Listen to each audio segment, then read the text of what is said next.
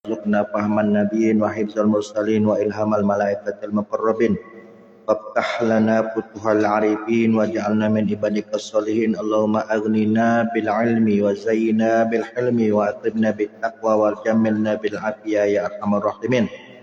Rabbi zidna ilman wa wasi' lana fi rizqina wa barik lana fima razaqtana waj'alna mahbuban fi qulubi ibadik wa azizan fi uyunihim waj'alna wajihan fid dunya wa dunya wal akhirah wa minal muqarrabin yakasiran nawal ya hasanal fi'al ya qa'ima bila zawal ya mubdi'a bila misal falakal hamdu wa lakas syukru wa lakal minnatu wa lakas syarafu ala kulli hal wa la hawla wa la quwata illa billahil alil azim. Wa sallallahu ala sayyidina Muhammadin nabil ummi wa ala alihi wa sahbihi wa baraka wa sallam. Alhamdulillahi rabbil alamin. Qala al-musannifu rahimahullah rahmatan wasi'ah. Faslun pasal syurutu jam'it taqdimi arba'atun. Syarat-syarat daripada jamak takdim itu ada 4. Jam'ut taqdimin yang dimaksud dengan jamak takdim ayyusalla al-asru fi waqti zuhri, yaitu salat asar dilakukan di waktu zuhur, wal isya'u fi waqtil maghrib, dan salat isya dilaksanakan di waktu maghrib. Maksuratan kanat, baik solat itu dijamak plus dikosor, atau tammatan atau dilakukan secara sempurna. Jadi yang namanya jamak takdim, menjamak solat itu artinya menggabungkan dua solat dalam satu waktu. Kalau solat yang dilakukan itu adalah solat zuhur dan asar atau solat isya dan juga maghrib, bila mana solat yang kedua dilakukan di waktu yang solat yang awal, itu namanya jamak takdim. Contohnya semisal solat asar dilakukan di waktu zuhur atau solat isya dilakukan di waktu maghrib, nah itu namanya jamak takdim. Kalau seandainya solat yang pertama dilakukan di waktu yang kedua, seperti halnya solat maghrib dilakukan di waktu isya atau solat zuhur dilakukan di waktu asar, itu namanya jamak takhir. Al-makna maknanya anna syurutal lati, bahwasanya syarat-syarat allati tushtaratu, yang disyaratkan di jawazi jam'it taqdimi, agar diperbolehkan untuk melakukan jamak takdim. Yang pertama bisafaril qasri lil musafir, yaitu dengan sebab adanya safar, perjalanan seorang musafir yang diperbolehkan bagi dia untuk mengqasar solat. Kalau orang diperbolehkan mengqasar solat karena telah memenuhi syaratnya, maka orang tersebut juga diperbolehkan untuk menjamak solat. Syaratnya qasar itu apa? Masafatu, jadi jaraknya itu kurang lebih 2 marhala. 2 marhala kalau dihitung ukuran Indonesia itu sekitar 80, ada yang mengatakan 85, nak ngambil selamanya lemahlah 90 kilo. Jadi perjalanan perjalanan yang dilalui oleh musafir itu jaraknya minimal itu 90 atau 80 km. Itu syarat yang pertama, diperbolehkannya untuk berjamak takdim.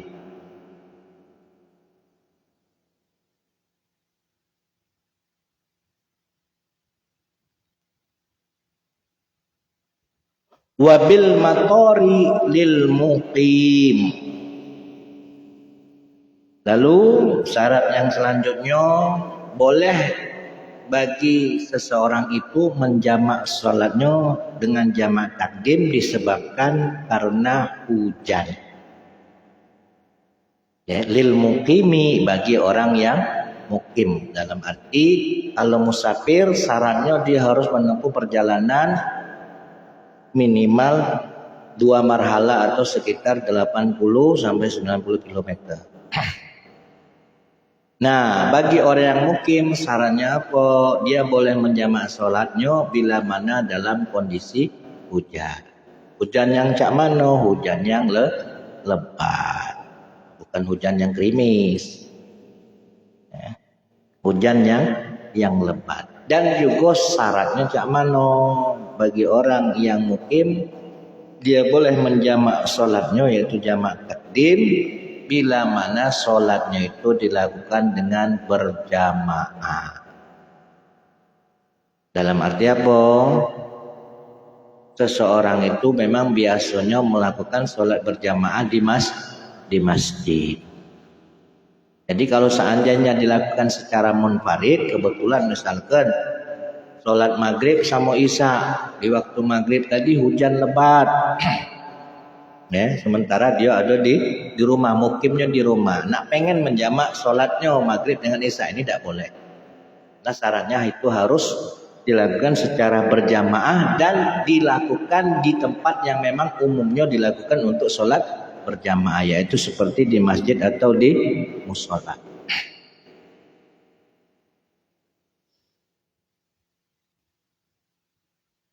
Jadi syarat ini terhitung menjadi arba'ah, jadi 4. Yang pertama itu tadi apa?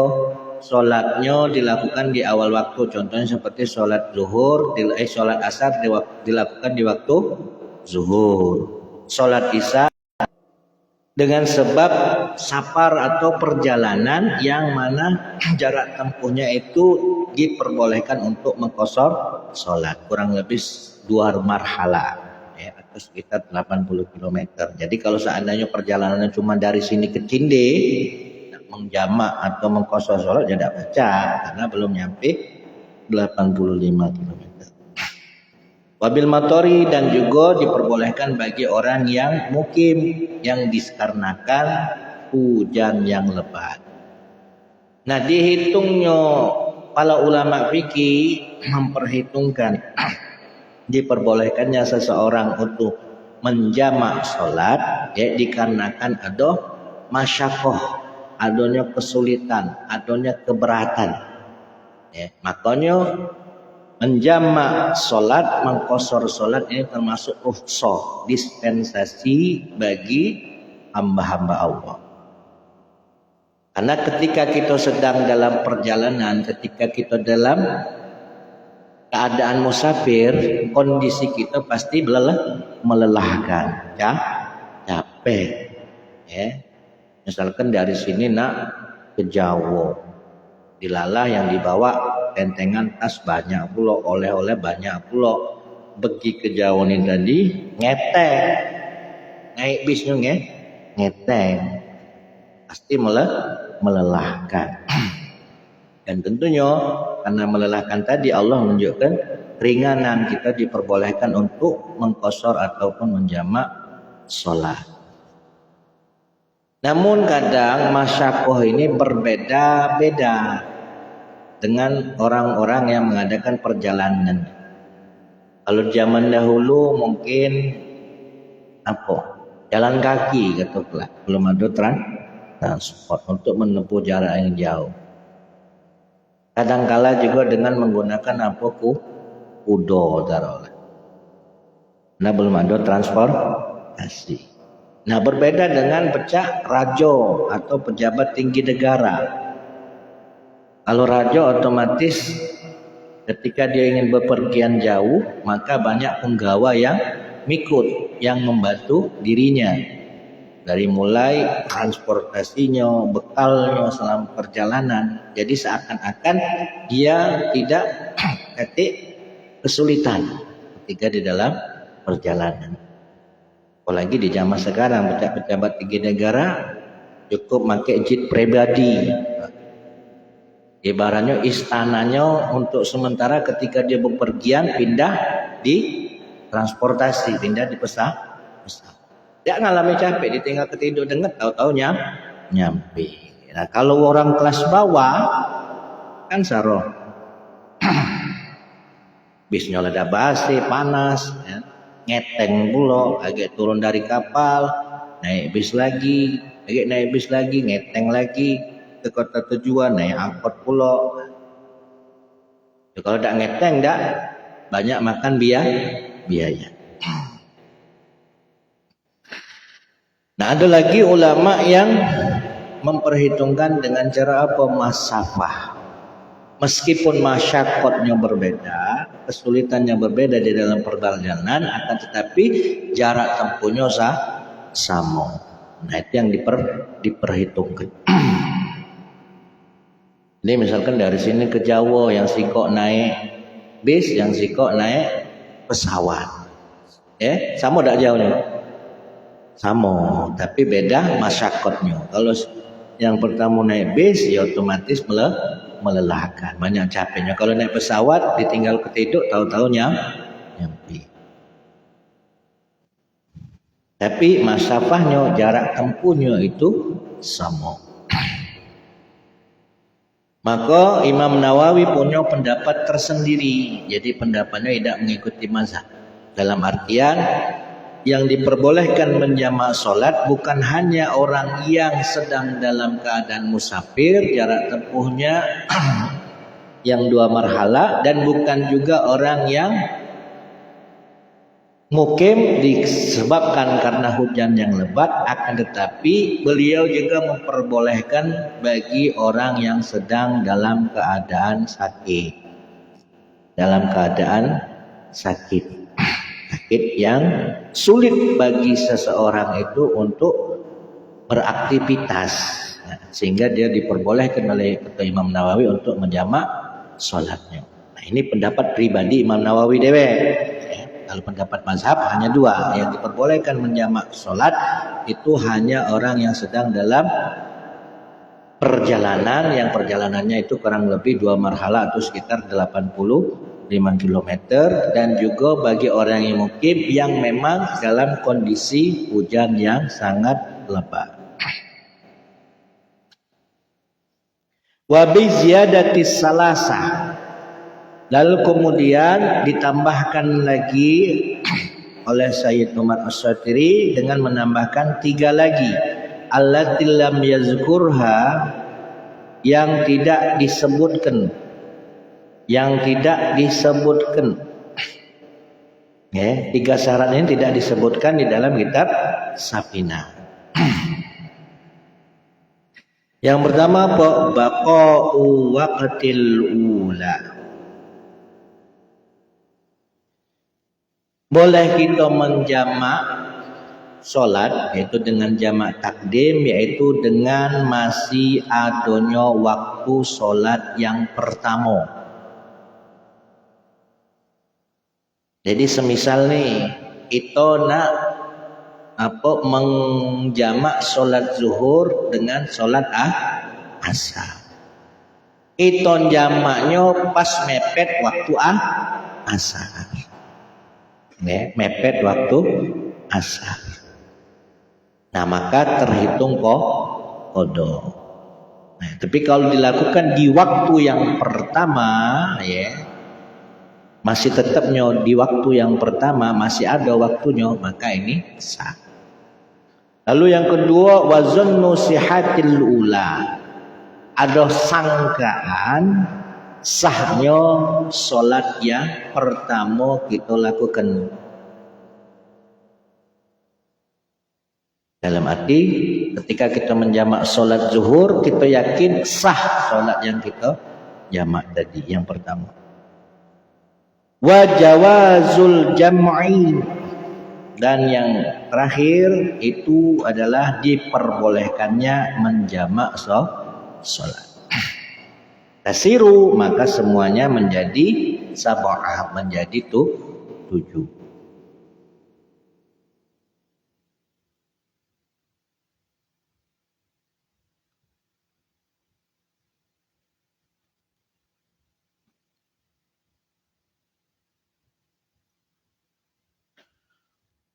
Walam yartadi al-khamisa Ibnu Hajar. Namun Imam Ibnu Hajar Al-Haytami tidak sependapat ya, dengan syarat yang kelima. Syarat yang kelima berarti apa? Baqa waqtil ula. Masih tetapnya waktu sholat yang pertama. Ini kalau menurut Imam Ibnu Hajar tidak termasuk dari syarat salat jamak takdim. Fa'ala ma qalahu, sebagaimana apa yang telah beliau katakan, la yadurru dukhuli waqtis saniyah, tidak mengapa masuknya waktu sholat yang kedua qabla firaghiha, sebelum selesainya waktu sholat yang kedua.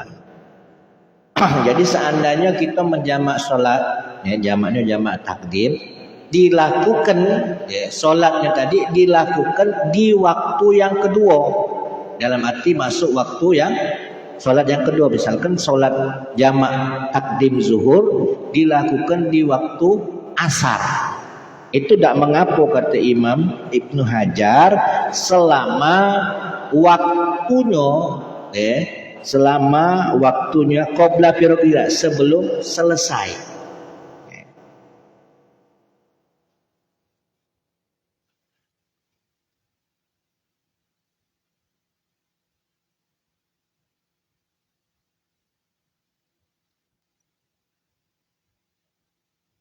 Bi khilafihi ala qaulil ishtarar, berbeda dengan qaul atau pendapat yang memang sudah disyaratkan. Kalau yang disyaratkan tadi kan harus tetap ada di waktu yang pertama. Kalau Imam Ibnu Hajar tidak apa-apa masuk sholat yang kedua selagi masih sholat yang kedua ini tadi belum selesai. Ya, jadi semisal nemui sholat zuhur, ya, zuhur dilakukan di waktu asar, dalam arti ketika itu waktu sholat asar itu belum selesai, itu boleh.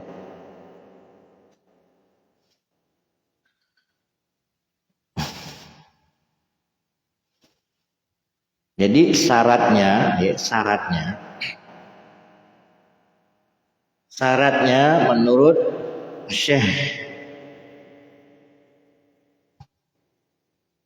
Salim bin Sumair di dalam kitab Safinatun Najah, kalau Said Umar As-Satiri kan sudah nambah keempatnya tadi. Nah, kalau menambah ketiganya, yang pertama tetapnya waktu yang pertama, yang kedua ada persangkaan sah di dalam melakukan sholat yang pertama, yang ketiga diperbolehkannya menjamak. Syarat yang pertama, kata beliau Syekh Salim bin Sumair As-Satiri, al-bada'atu bil ula. Ketika seseorang ingin menjamak sholat dengan jamak takdim, maka harus dimulai dengan sholat yang pertama. Contoh sholat zuhur dengan asar. Sholat asar dikerjakan di waktu zuhur. Sholat isya dikerjakan di waktu maghrib. Maka sebelum melakukan sholat asar, terlebih dahulu menjamak sholat zuhur. Terlebih dahulu menjamak sholat maghrib baru isya. Itu syarat yang pertama. Annal awala min syuruti jawazi takdim, bahwasanya yang pertama daripada syarat diperbolehkannya jamak takdim ayyabda bi zuhri, yaitu memulai dengan sholat zuhur iza qaddamal asra, bila mana memajukan sholat asar fi waqtiha, di waktu zuhur. Wabil maghribi, dan memulai sholat maghrib idza qaddamal isya, bila mana sholat isya dimajukan fi waqtiha, di waktu maghrib. Paham? Jadi pada intinya tidak diperbolehkan ketika kita mau jamak takdim isya dulu baru maghrib, atau asar dulu baru zuhur, tidak boleh. Harus berurutan, berarti harus sholat yang awal dulu baru sholat yang kedua. Nah di sini diberi contoh, falau ukisa, kalau semisalnya terbalik, batolat al muqaddimatu in kana amidan aliman, maka hukumnya sholat yang didahulukan batal in kana aliman bila mana yang melakukannya mengetahui dan sengaja. Sengaja sholat jamak takdim, tapi yang didahului sholat yang kedua dulu, sholat isya dulu baru maghrib, atau sholat asar dulu baru zuhur. Nah, kalau seandainya sengaja dan mengetahui, maka sholat yang pertama dihukumi batal. Berarti harus ngulang. Berarti ketika dia melakukan sholat maghrib, nambah isya lagi. Ketika dia melakukan sholat zuhur, berarti nambah asar lagi. Karena sholat yang pertama ini dianggap batal kalau mengetahui dan sengaja. Wa illa, jikalau tidak sengaja atau tidak tahu, dalam arti lupa, waqa'at naflan mutlak, maka sholat yang pertama dia lakukan tadi, yang seharusnya dilakukan di keduanya, nah itu dihukumi sebagai sholat sunat mutlak, tidak dianggap sebagai sholat wajib. Berarti dia harus ngulang. Itu kalau lupa, tidak dianggap, tapi dianggap sebagai hanya sholat sunat. Wakaza demikian juga laubana pasadul ula, kalau seandainya sudah jelas bahwasanya sholat yang pertama itu salah, rusak, batal, fataqau as-saniyah, maka yang terjadi atau yang sah itu adalah sholat yang kedua, wahia al-asru awil isya.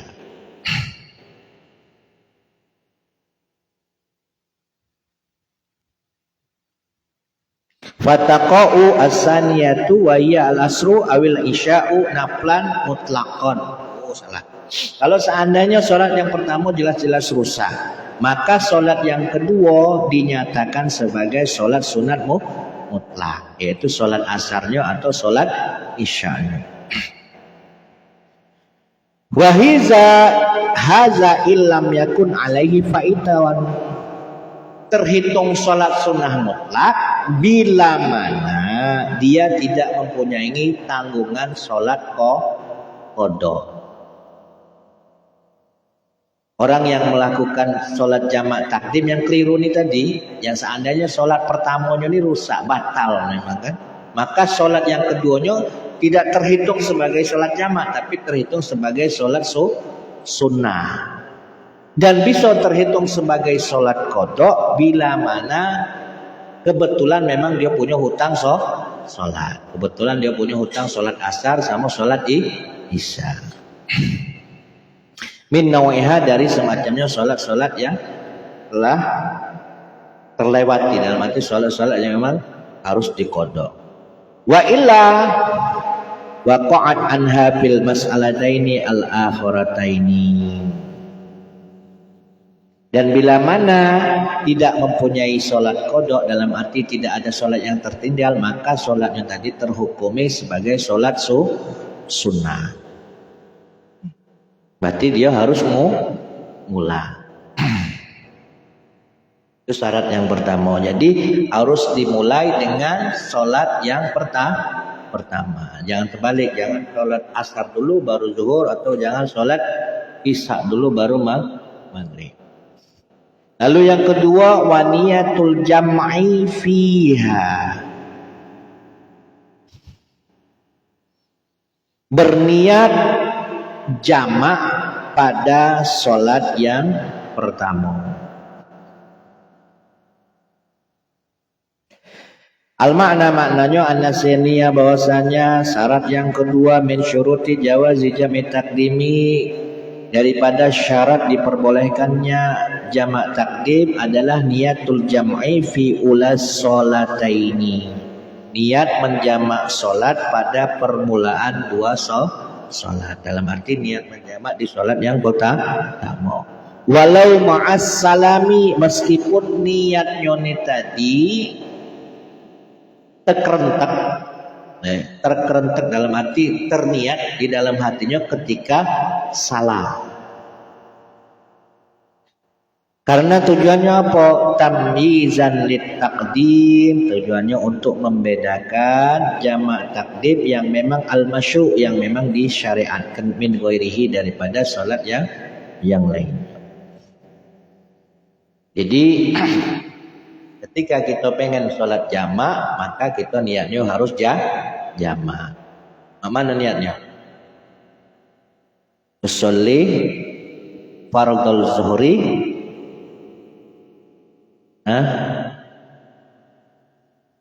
majmu'an bil asri. Sengaja aku niat solat zuhur dijamakkan dengan solat asar, jam'at takdimin lillahi ta'ala. Sengaja aku niat solat zuhur dijamakkan dengan solat asar, jamak takdim karena Allah. Ngerjakannya 4 rakaat tetap. Nah setelah itu sholat lagi. Lalu sholat yang kedua berarti sholat asar. Usolli fardul asri majmu'an bil zuhri jam'at takdimi. Sengaja aku niat sholat fardu asar dijamakkan dengan sholat fardu zuhur jamak takdim karena Allah. 4 rakaat karena Allah. Itu kalau jamak takdim. Jadi yang pertama sholat zuhur dulu, lalu kemudian sholat asar. Harus ada niat menjamak. Kalau tidak ada niat menjamak, tidak terhitung menjamak. Wal afdal, dan yang paling utama qarnuha bit tahrim. Niat menjamak sholat itu harus dibarengi dengan takbiratul ihram. Pas kita takbiratul ihram itu sudah ada niat untuk menjamak. Khurujan minal khalaf. Tujuannya apa? Agar keluar dari perselisihannya para ulama. Karena ada sebagian ulama mengatakan harus dibarengi dengan takbiratul ihram. Ada juga yang memperbolehkan niatnya itu misalkan terbesit pas ketika nak salat.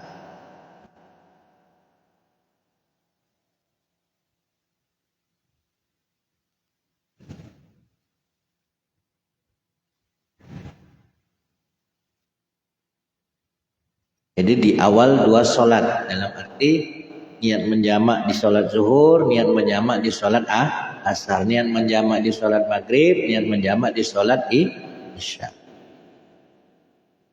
Lalu syarat yang ketiga, wal muwalatu bainahuma, harus berkesinambungan antara sholat pertama dengan sholat yang kedua. Begitu selesai salam assalamualaikum, tidak kati hajat yang lain, langsung nyambung sholat yang kedua.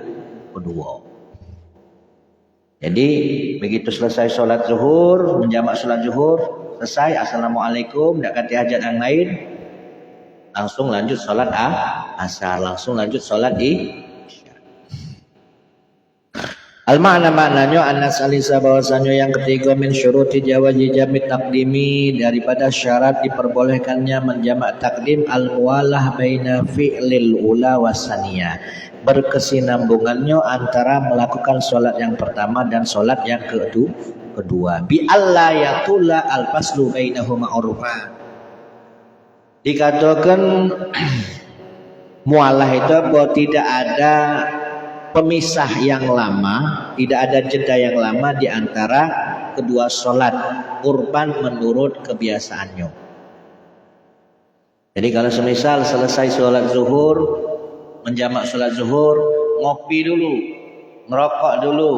Nah, ini pemisah. Okay. Syaratnya dia harus mualah, harus berkesinambungan. Bi'ayang kusu amma yasa'u rak'ataini, dikatakan waktu pemisahnya itu tidak lama sekiranya kurang dari 2 rakaat yang dilakukan secara singkat, dalam arti 2 atau 3 menit lah setelah kata ya. Bi'ayan kusa'ama ya sa'uraqataini, jadi jedanya itu kurang lebih antara sekitar 2 atau 3 menit, sekiranya bisa melakukan 2 rakaat sholat yang ringan ya, bi'akhafa mumkinin alal wajhil mu'tad, ya, melakukan sholat 2 rakaat yang singkat yang mungkin dalam menurut kebiasaan. Seperti halnya ya 2 atau 3 menit dalam 2 rakaat itu kan. Yang singkat tuh yang cak mano dalam arti yang wajib-wajibnya baik. Ya, seperti halnya setelah takbir baca bismillah, baca Fatihah, habis itu rukuk, yang penting tumak nina, habis itu i'tidal, yang penting tumak nina, habis itu sujud, yang penting tumak nina. Itu yang penting. Intinya 2 rakaat yang ringan itu sudah dianggap apa? Dianggap jeda yang paling ringan. Tapi kalau lebih dari situ sudah dianggap apa? Tidak berkesinambungan. Fala yadurru faslu bi wudu'in, maka tidaklah mengapa adanya jeda itu dikarenakan wudu. Wa tayamumin atau tayamum, wa talabi khafifin atau mencari sesuatu yang ringan, misalkan untuk mencari air mineral butuh kan. Jadi setelah sholat zuhur atau setelah sholat maghrib, menjawab sholat maghrib tadi tiba-tiba batal, pengen nak sholat kedua tapi harus wudu dulu, pemisahnya ada wudu. Nah itu tidak kata masalah. Atau pemisahnya dikarenakan tayamum atau untuk mengambil sesuatu yang dibutuhkan, walau ghairu muhtajin ilai, meskipun sesuatu yang ringan ini tidak dibutuhkan. Wa zamani azanin, atau yang menjadi jedanya itu adalah waktu azan. Wa iqamatin alal wastil mu'tadil, atau iqamah menurut kebiasaannya, waktunya yang standar ya, tidak melebihi batas. Hatta law fasala bimajmu'i zalik lam yadur, hingga kalaupun pemisahnya itu dikumpulkan kalau misalkan jedanya ini dikarenakan wudu dulu, azan dulu, iqamah dulu, digabung jadi siko, ini tidak mengapa. Hai sulam yatul faslu, sekiranya memang pemisah atau jedanya itu tidaklah tapi kalau pemisahnya ini tadi karena itulah, habis menjamak sholat zuhur ini, habis menjamak sholat maghrib ini ya nak santai dulu, nak makan dulu, nah ini tidak boleh.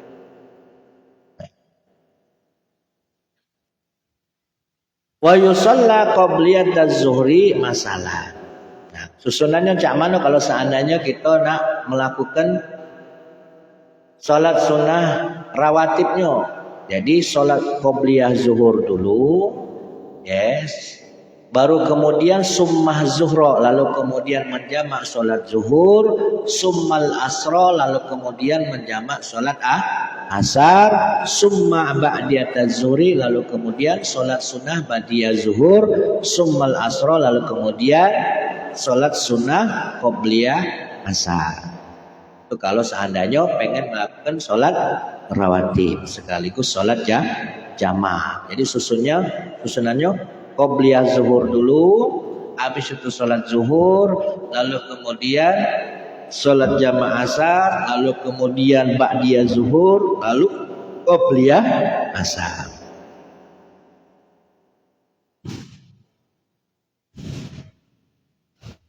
Kalau seandainya maghrib isya, jamak salat maghrib dengan isya, berarti salat maghrib dulu, habis itu sholat isya. Maghrib menjamak sholat maghrib, lalu kemudian menjamak sholat isya, lalu kemudian sholat ba'diyah maghrib, lalu kemudian sholat qobliyah isya, lalu kemudian sholat ba'diyah isya. Jangan sampai qobliyah ba'diyah ini jadi pemisahan, ya kan? Syarat yang selanjutnya adalah wadawabul uzri. Masih tetap dalam keadaan uzur. Al-uzru huna, yang dimaksud uzur di sini adalah was-safaru fi haqqil musafir, dalam arti memang posisi dia masih sedang dalam perjalanan. Jadi semisal kita nih ke Jawa. Posisi kita sementara kita nih kan domisilinya Palembang, kita ke Jawa nih tadi keliling, berarti posisi kita masih dalam perjalanan, meskipun di kota-kota tertentu kita sempat mukim. Wal mataru fi haqqil mukim, dan diperbolehkan menjamak takdim juga bagi orang yang mukim yang dalam kondisi hujan. Maknanya adalah anna rabi'a, bahwasanya yang keempat, min syuruti jawazi jam'i takdimi, syarat yang keempat daripada syarat diperbolehkannya jamak takdim adalah dawamul uzri, masih tetap adanya uzur, al-murakhasi, yang menjadi keringanan, ila tamamil ihram, sampai sempurnanya takbiratul ihram bisa niati di solat yang kedua. Wala yustaratu wujudu safar indal ihrami bil ula, dan tidaklah disyaratkan adanya perjalanan indal ihrami bil ula, ketika takbiratul ihram di solat yang pertama.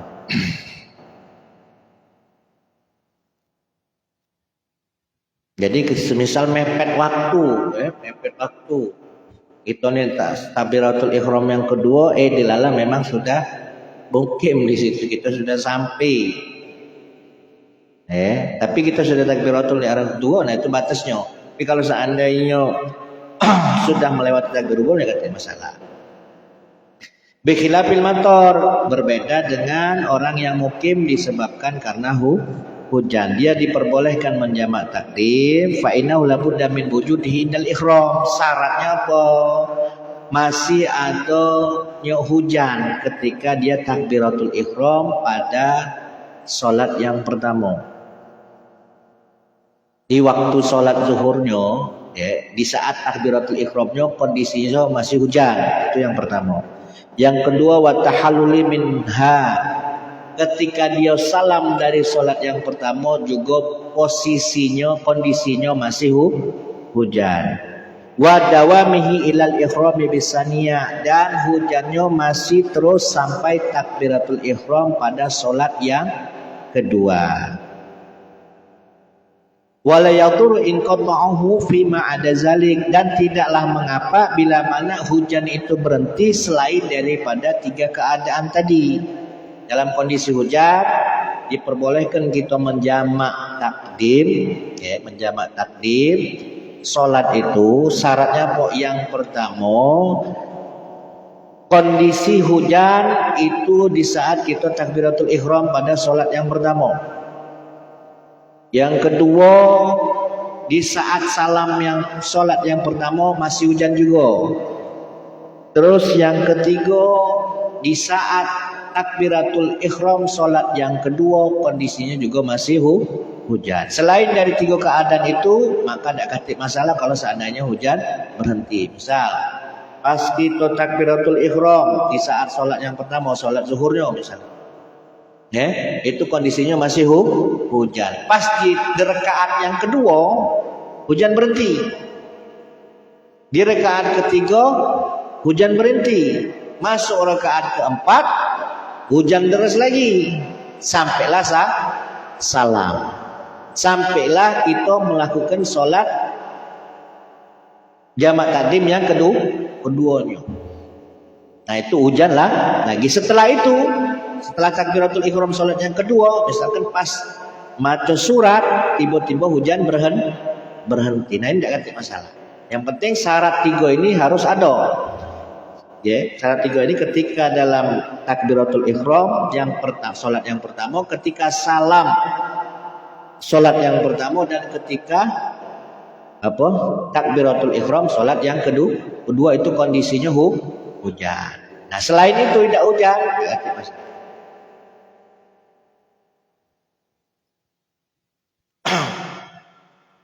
nah ulama memperbolehkan menjamak salat, yaitu jamak takdim dalam kondisi hujan, itu dikarenakan ada sebuah hadis Rasulullah SAW yang hadisnya diriwayatkan oleh Imam Ibnu Abbas. Jadi suatu ketika shalla Rasulullah sallallahu alaihi wasallam az-zuhra wal 'asr jami'an. Bahwasanya suatu ketika Rasulullah sallallahu alaihi wasallam itu pernah melakukan salat zuhur dan asar dengan cara dijamak jami'an sekaligus. Wal maghrib wal isya jami'an, dan juga Rasulullah sallallahu alaihi wasallam pernah juga menjamak salat maghrib dan juga isya fi ghairi khaufin, dalam kondisi tidak dalam keadaan takut, wala safarin, dan juga dalam kondisi tidak dalam keadaan perjalanan.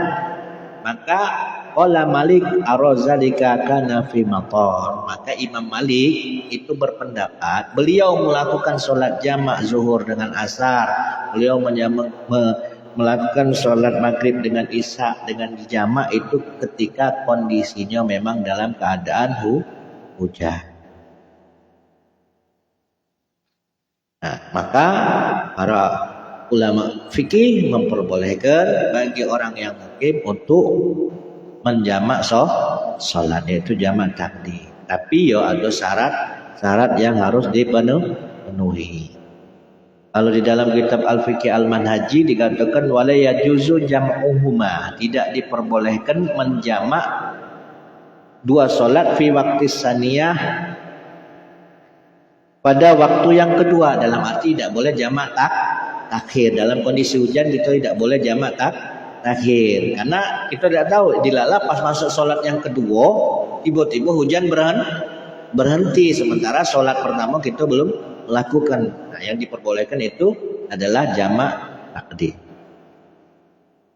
Karena poli'anna hurubama in qata'al matar, karena bisa jadi hujan berhenti. Fayakunu ikhrajus sholati an waqtiha, sehingga waktu sholat itu bisa keluar bi ghairi uzrin, dengan tanpa uzur.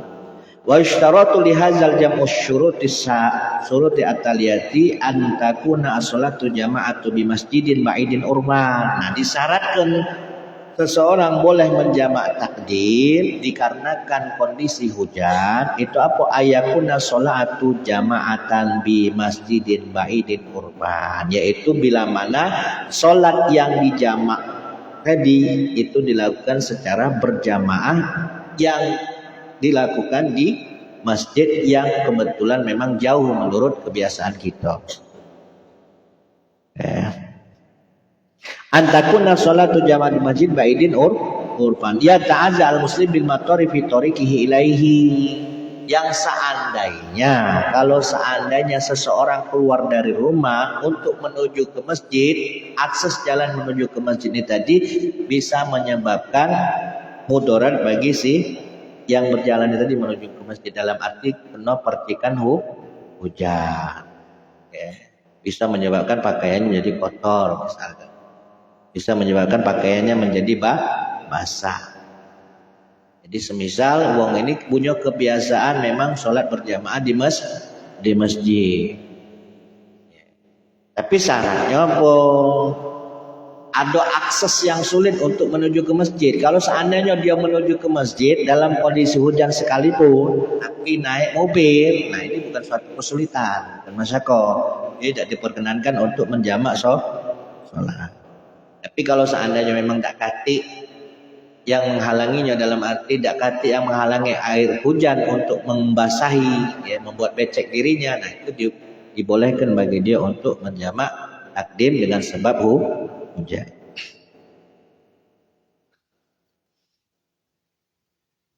Nah, di dalam kitab Raudhatul Talibin summa hadhi rukhsah liman yusalli jama'atan fi masjid ya'tihi min bu'din.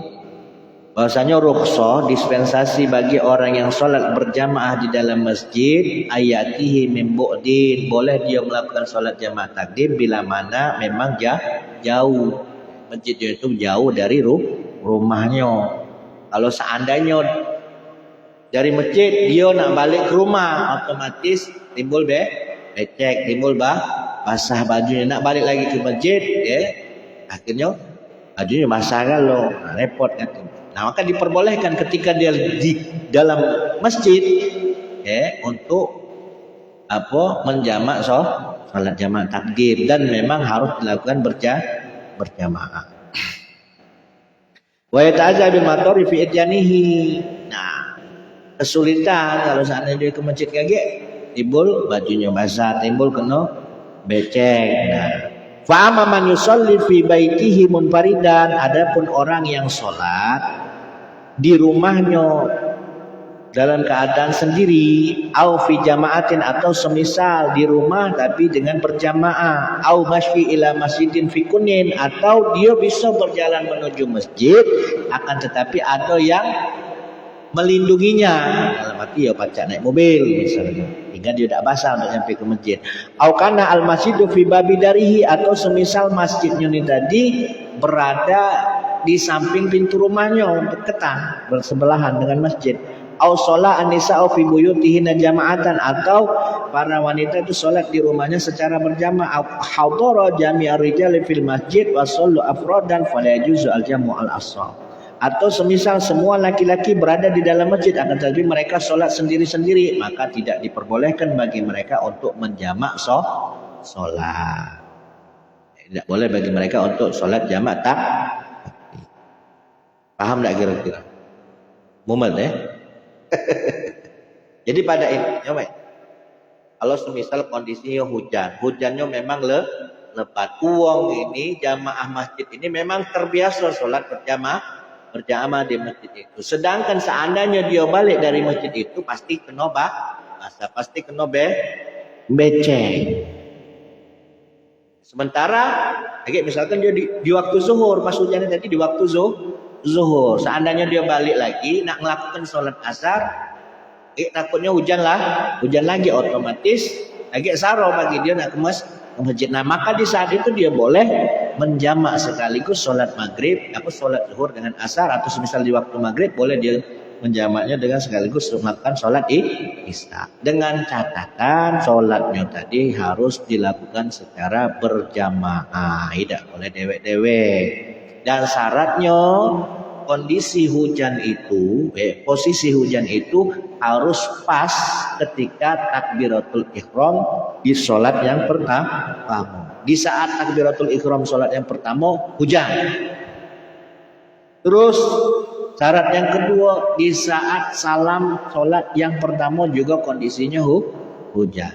Syarat yang ketiga, di saat takbiratul ihram sholat yang kedua, berarti sholat asarnya atau sholat isyanya. Nah, kalau seandainya hujan tadi berhenti di saat dia melakukan rakaat yang kedua, ketiga dari sholat yang pertama, itu tidak ada masalah. Yang penting pas masuk rakaat keempat, pas nak salam tiba-tiba hujan lagi. Dan ketika dia sholat takbiratul ihram di sholat yang kedua, posisinya hujan lagi, nah itu kata masalah. Tapi kalau seandainya nggak salam pertama, pas salam sholat yang pertama kok hujan berhenti, atau pas di saat dia hendak melakukan takbiratul ihram di sholat yang kedua hujan berhenti, nah ini masalah. Di dalam tiga keadaan itu intinya kondisinya dalam keadaan hujan.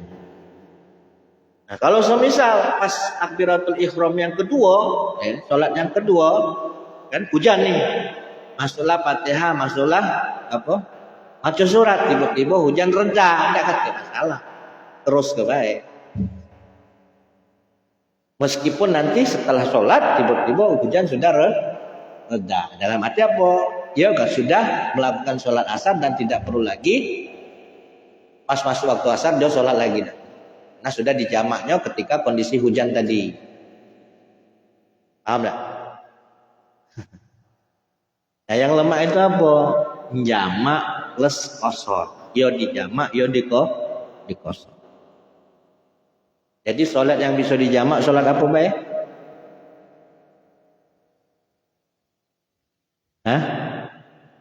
Sholat zuhur, asar, maghrib, isya. Berarti yang tidak pacak di jamak sholat subuh. Kalau sholat yang pacak dikosor sholat apa? Zuhur, asar, isya. Maghrib pacak tak dikosor? Pacak tak? Kenapa tak bisa? Sikok setengah lah gitu. taruh kita. Kalau maghrib, isya, zuhur, asar itu bisa dijamak. Maghrib gandengannya isya, zuhur gandengannya asar. Kalau kosor yang hanya bisa dikosor sholat maghrib, sholat isya, sholat zuhur sama sholat asar. Sholat maghrib dah acak dikosor, sholat subuh dah acak dikosor. Kalau sholat subuh dikosor sih kok sewang lagi. Ini jamak takdim. Nah minggu depan baru kita baca masalah syarat-syaratnya jamak takdim. Allah alam.